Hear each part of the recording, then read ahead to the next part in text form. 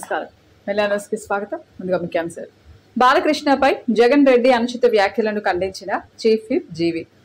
కల్తీ మద్యమం నివారణే ప్రభుత్వ లక్ష్యం. పులివెందుల ఎమ్మెల్యే వైఎస్ జగన్ 420 కబుర్లు మానుకోవాలని ప్రభుత్వ చీఫ్ విప్ వినుకొండ ఎమ్మెల్యే జీవి ఆంజనేయులు హితవు పలికారు. అబద్ధాలు, అర్ధ సత్యాలను పోగేసి వండి వార్చడంలో జగన్ రెడ్డి గోబెల్స్ ను మించిపోయారని, రాష్ట్రంలో ఏ చిన్న ఘటన జరిగినా దాన్ని రాద్ధాంతం చేస్తూ ప్రజలను గందరగోళం చేయడమే పనిగా పెట్టుకున్నారని స్థానిక మీడియా సమావేశంలో వివరించారు. ఈ సందర్భంగా నిర్వహించిన విలేకరుల సమావేశంలో ప్రభుత్వ చీఫ్ విప్ జీవి ఆంజనేయులు మాట్లాడుతూ నందమూరి బాలకృష్ణపై జగన్ రెడ్డి అనుచిత వ్యాఖ్యలు చేయడంపై మండిపడ్డారు.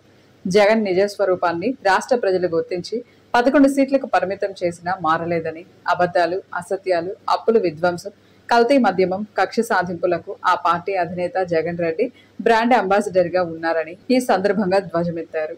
నందమూరి బాలకృష్ణ గురించి అసత్యంగా మాట్లాడాడో, అసత్య ఆరోపణలు చేశాడో దానికి బహిరంగ క్షమాపణ చెప్పాలని నేను డిమాండ్ చేస్తున్నా. జగన్మోహన్ రెడ్డి బహిరంగ క్షమాపణ చెప్పాలా? అసత్యాలు మాట్లాడినందుకు, అసత్య ప్రచారాలు చేసినందుకు. గూగుల్ డేటా సెంటర్ చంద్రబాబు గారి టైంలో 2019లోనే శంకుస్థాపన జరిగింది డేటా సెంటర్ కి. ఈరోజు గూగుల్ వచ్చిందంటే గూగుల్ అడిగినా చెప్తుంది ఎవరి వల్ల వచ్చిందంటే చంద్రబాబు గారి వల్ల, లోకేష్ గారి వల్ల గూగుల్ విశాఖ సెంటర్ లో గూగుల్ డేటా సెంటర్ వచ్చిందని చెప్తుంది. అలాంటిది ఈ రోజు ఉద్దేశపూర్వకంగా అసత్య ప్రచారాలు చేసుకోవడం, జగన్మోహన్ రెడ్డి నేనే చేశాను, మా టైంలో చేశామని చెప్పుకోవడం ఎంతవరకు కరెక్ట్? ఇది సిగ్గుసేటు. ఇది చాలా బాధాకరం, సిగ్గుసేటు. ఈరోజు 1,30,000 కోట్లు పెట్టుబడులతోటి గూగుల్ ఆ డేటా సెంటర్లు కూడా మేమే తెచ్చామని చెప్పేసి మాట్లాడటం సిగ్గుసేటు. అసలు చంద్రబాబు గారు 2019లో శంకుస్థాపన చేస్తే మళ్ళీ 2023లో మళ్ళీ దాన్ని అదే కార్యక్రమాన్ని దాన్నే శంకుస్థాపన చేయడానికి సిగ్గులేదా? మళ్ళీ దాన్ని ఎందుకు ల్యాండింగ్ చేయలేకపోయారు? దాన్ని ఎందుకు డేటా సెంటర్ని ముందుకు తీసుకెళ్ళలేకపోయారు? 5 ఏళ్ళు మీరు పాలనలో ఉండి 2019లో శంకుస్థాపన చేసినటువంటి డేటా సెంటర్ని మీ 5 ఏళ్ల పాలనలో దాన్ని ఎందుకు అమలు చేయలేకపోయారు? అదానికి కేటాయించినటువంటి భూములను కూడా ఇబ్బంది పెట్టి వాళ్ళ బిజినెస్ వాల్యూమ్ను కూడా తగ్గించుకున్నట్టు చేసింది మీరు కాదా? అంటే కనీసం 2019లో అగ్రిమెంట్ అయ్యి డేటా సెంటర్ని అగ్రిమెంట్ అయిన దాన్ని కూడా మీరు దాన్ని గ్రౌండింగ్ చేయించలేకపోయిన అసమర్థులు మీరు. కియా కార్ల కంపెనీ మా నాన్న తెచ్చాడంటాడు, హైటెక్ సిటీ అది కూడా మీ నాన్న కట్టాడంటాడు. ఎటుపోతున్నారు? ఇలాంటి అసత్య ప్రచారాలు మానుకోవాలా? హైటెక్ సిటీని అడిగితే చెప్తుంది చంద్రబాబు గారు తీసుకొచ్చింది, హైదరాబాద్లో ఎవరైనా చెప్తారు. కియా మోటార్స్, కియా కార్లు తయారీది చెప్తారు, ఎవరు తయారు చేస్తే, ఎవరు తీసుకొచ్చారు ఆ ఇండస్ట్రీని అనేది.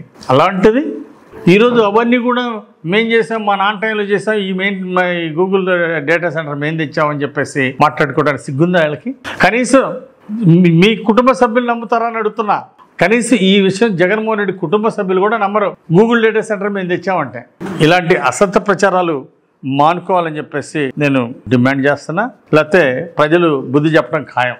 1,30,000 కోట్లతో డేటా సెంటర్ తీసుకొచ్చినటువంటి చంద్రబాబు గారిని, మరి గూగుల్ డేటా సెంటర్ రావడం ఎంతో అభినందనీయం. చంద్రబాబు గారిని, నారా లోకేష్ గారిని హృదయపూర్వకంగా అభినందిస్తున్నాం. అలాగే ప్రజలందరూ కూడా శభాష్ అంటున్నారు, ప్రజలందరూ అభినందిస్తున్నారు. అట్లాగే ఇలాంటి అసత్య ప్రచారాలకి బ్రాండ్ అంబాసిడర్గా ఉన్నటువంటి జగన్మోహన్ రెడ్డి ఇప్పటికైనా మారాలా? ప్రజలు ఒక విప్లవాత్మకమైనటువంటి తీర్పు ఇచ్చారు. మీ అసత్య ప్రచారాలు చూసి, మీ అభూత కల్పనలు చూసి, మీ కౌరవ సభ పరిస్థితులు చూసి మార్చుకున్నారు. ప్రజలు మీకు బుద్ధి చెప్పారు. ఇంకా ఇప్పుడు కూడా బుద్ధి రాకపోతే ఎట్లా? ఇప్పటికైనా బుద్ధి తెచ్చుకోవాలని చెప్పేసి ఈ సందర్భంగా నేను కోరుతున్నా. సాఫ్ట్వేర్ ఇండస్ట్రీ ఇంకా విశాఖపట్నంలో ఇంకా పెద్ద ఎత్తున ఇంకా కంపెనీలను తీసుకొస్తారు నారా లోకేష్ గారు. ఒక ఐటీ హబ్గా విశాఖని తీర్చిదిద్దుతారు. అట్లాగే ఈ 5 సంవత్సరాల్లో 20 లక్షల మందికి ఉద్యోగ ఉపాధి అవకాశాలు కల్పించి తీరతాం. ఇప్పటిదాకా 11 లక్షల కోట్లు పెట్టుబడులు వచ్చినాయి. దీని వలన 10 లక్షల పైనగా ఉద్యోగాలు రాబోతున్నాయి. ఇక దీన్ని పెద్ద ఎత్తున విజయవంతంగా ఎన్డీఏ ప్రభుత్వం ముందుకు తీసుకెళ్తుంది. చదువుకున్న యువతకి కొండంత అండగా నిలబడుతుంది. ప్రపంచ పోలియో దినోత్సవాన్ని పురస్కరించుకొని rotary club of greater Vinukonda ఆధ్వర్యంలో బొల్లపల్లిలోని బండ్లమోటు జిల్లా పరిషత్ హైస్కూల్ విద్యార్థులచే మానవహారం నిర్వహించారు. ముందుగా గ్రామంలో పోలియో రహిత సమాజాన్ని నిర్మించేందుకు మనమందరం కలిసి కృషి చేద్దాం అనే నినాదంతో ర్యాలీ నిర్వహించడం జరిగింది. అనంతరం విద్యార్థులందరూ మానవహారంగా ఏర్పడి పోలియో నిర్మూలన ఆవశ్యకతను తెలియజేశారు.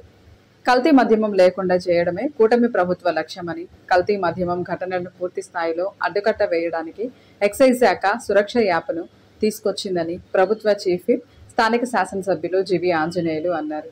ఎక్సైజ్ శాఖ అధికారులతో కలిసి వినుకొండ మున్సిపల్ కార్యాలయ సమీపంలోని ఆర్కే మధ్యమం దుకాణాన్ని స్థానిక శాసనసభ్యులు ప్రభుత్వ చీఫ్ విప్ జీవి ఆంజనేయులు స్థానిక అధికారులతో కలిసి యాప్ గురించి అవగాహన ప్రజలకు కల్పించారు. లైసెన్సుదారులు సురక్ష యాప్ ద్వారా మద్యం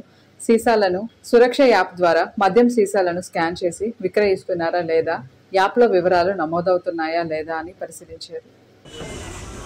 గత ప్రభుత్వం కల్తీ మద్యం వలన 35 లక్షల మంది హాస్పిటల్ పాలైతే ఒక్కొక్క కుటుంబానికి లక్షల రూపాయలు ఖర్చు అయింది, రోడ్డులు పడ్డారు. అలాగే 32,000 మంది ప్రాణాలు పోతే ఈరోజు ఆ కుటుంబాలు రోడ్డు పడ్డాయి. గత ప్రభుత్వం జగన్మోహన్ రెడ్డి ప్రభుత్వం నిర్వాహకం వలన కల్తీ మద్యం రాష్ట్రాన్ని రాష్ట్ర ప్రజల్ని సర్వనాశనం చేసింది. వాళ్ళు మాత్రం 3,500 కోట్లు దోచుకున్నారు. వాళ్ళ దోపిడీ కోసం ప్రజల ప్రాణాలను బలితీశారు. ఇది ఎంతవరకు సమంజసం? అవినీతి సంపాదన కోసం ప్రజల ప్రాణాలు బలిస్తారా? ఎంత దుర్మార్గం! అందుకే ఈరోజు కల్తీ మద్యాన్ని తులసి వనంలో గంజాయి మొక్కలాగా ఈరోజు ఎన్డీఏ పాలన కూడా ఎవడోక ఎదవా కల్తీ మద్యాన్ని నమ్మే ప్రయత్నం చేస్తాడు. ఊరుకుంటామా? వాళ్ళ మీద కఠినంగా చర్యలు తీసుకుంటాం. ఈరోజు తెలుగుదేశం ప్రభుత్వం, ఎన్డీఏ ప్రభుత్వం. కానీ నేను అడుగుతున్నా, ఆ రోజు జంగారెడ్డిగూడెంలో 30 మంది ప్రాణాలు మీ కల్తీ మద్యం దాగి చనిపోతే ఎవరి మీద మీరు చర్య తీసుకున్నారు?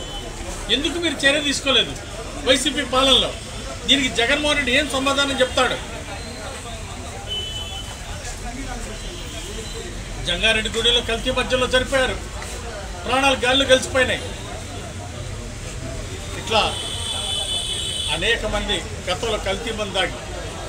అట్లాగే మాచర్లలో తెలంగాణ మద్యం అమ్మితే కళ్ళ ముందు తెలంగాణ మద్యం తీసుకొచ్చి అమ్మినా, నాటు సారా అమ్మినా మీరు ఎందుకు చర్యలు తీసుకోలేదు?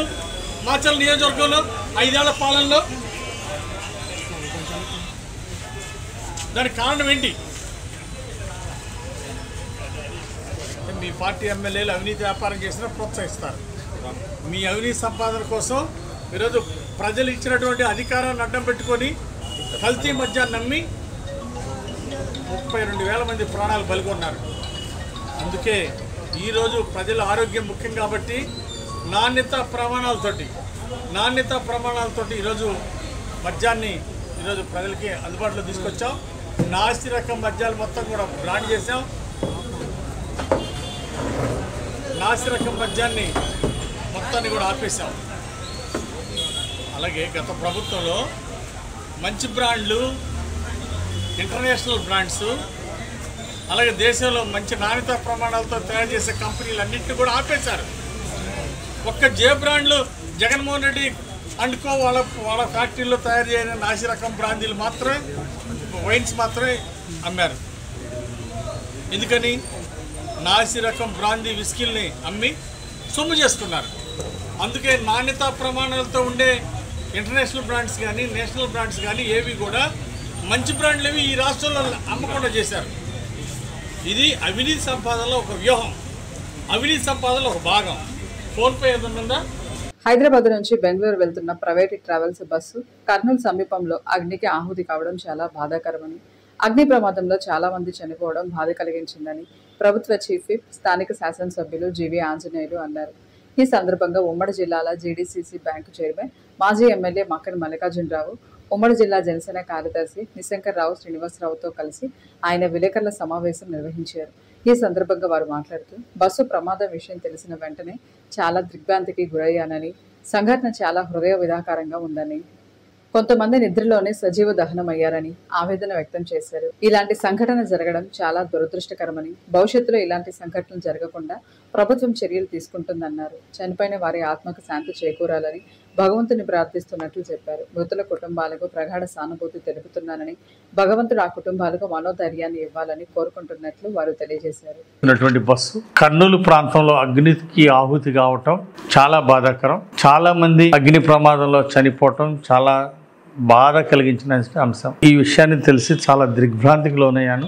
చాలా హృదయ విదారకంగా ఉంది. కొంతమంది నిద్రపోతున్నటువంటి వాళ్ళు నిద్రలోనే అగ్నికి ఆహుతి అయ్యారు. ఇలాంటి సంఘటన జరగడం చాలా దురదృష్టకరం. భవిష్యత్తులో ఇలాంటి సంఘటనలు జరగకుండా ప్రభుత్వం కొన్ని చర్యలు తీసుకుంటుంది. అట్లాగే ప్రజలు కూడా కొంత అప్రమత్తంగా ఉండాలి ఇలాంటి విషయాల్లో అని చెప్పేసి ఈ సందర్భంగా నేను తెలియజేస్తున్నా. చనిపోయిన వారి ఆత్మకి శాంతి చేకూరాలని చెప్పేసి భగవంతుని ప్రార్థిస్తున్నా. వారి కుటుంబ సభ్యులకి మనోధైర్యాన్ని ప్రసాదించాలని భగవంతుని వేడుకుంటున్నాను. ప్రజలకు సుపరిపాలన అందించడమే కూటమి ప్రభుత్వ లక్ష్యమని, ప్రజా సమస్యల పరిష్కార దిశగా ప్రభుత్వం పనిచేస్తుందని ప్రభుత్వ చీఫ్ విప్ వినుకొండ సీనియర్ శాసనసభ్యులు జీవి ఆంజనేయులు అన్నారు. వినుకొండ నియోజకవర్గ ప్రజల కోసం చీఫ్ విప్ కార్యాలయంలో శుక్రవారం నిర్వహించిన ప్రజా దర్బార్కు ప్రజల నుండి అనూహ్య స్పందన లభించింది. నియోజకవర్గం నలుమూలల నుండి ప్రజలు ప్రజా దర్బార్కు హాజరై వారి సమస్యలను చీఫ్ విప్ జీవి ఆంజనేయులకు విన్నవించుకున్నారు. ప్రతి ఒక్కరి సమస్యను అధికారులతో చర్చించి పరిష్కార మార్గం చూపుతామని చీఫ్ విప్ జీవి పేర్కొన్నారు. వినుకొండ పట్టణంతో పాటు గ్రామాల్లో సీసీ రోడ్లు, విద్యుత్తు, డ్రైన్లు తదితర మౌలిక సదుపాయాల కల్పనకు సంబంధించి వివిధ వర్గాల ప్రజలు విన్నవించారు. ఫిర్యాదులను పరిశీలించిన చీఫ్ విప్ జీవి ఆంజనేయులు సంబంధిత అధికారులతో మాట్లాడి సమస్యలను వెంటనే పరిష్కరించాలని ఆదేశించారు. కూటమి పాలనలో ప్రజలందరికీ సమన్యాయం జరుగుతుందని వివరించారు. సంక్షేమం, అభివృద్ధి సమాంతరంగా నిర్వహిస్తూ ప్రజా ప్రభుత్వంగా ప్రజల మన్ననలు పొందారన్నారు. ఇంతటితో వెన్నెలాని సమాప్తం. తిరిగి రేపటి వెన్నెలానిస్లో కలుసుకుందాం. నమస్కారం.